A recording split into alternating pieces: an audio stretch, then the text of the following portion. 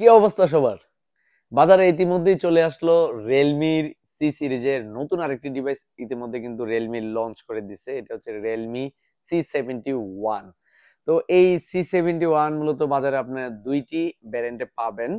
যেমন একটি হচ্ছে 4128, আরেকটি হচ্ছে 6128। 4128 এর প্রাইস হচ্ছে 14,999 টাকা, আর 6128 এর প্রাইস হচ্ছে 15,999 টাকা। তো এই ফোনটিতে সবচেয়ে প্লাস পয়েন্ট যেটা, এটা কিন্তু 6,300 ব্যাটারি দিছে। অনেক বিগ একটা ব্যাটারি ইউজ করছে, লং টাইম ব্যবহার করতে পারবেন। এবং 45 ওয়াটের কিন্তু ফাস্ট চার্জার ব্যবহার করছে।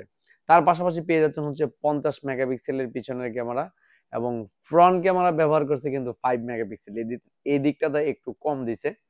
তো আরেকটা জিনিস হচ্ছে, এটাতে কিন্তু IP64 ব্যবহার করেছে, যেমন সাধারণ বৃষ্টি পানি বা হাত থেকে পড়ে গেলে সাধারণ ধুলাবালিতে কিছুই হবে না কিন্তু এই ফোনটা।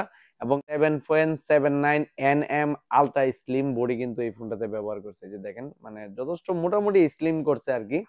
120 হার্জ আই কমফোর্ট ডিসপ্লে ব্যবহার করা হয়েছে এই ফোনটিতে।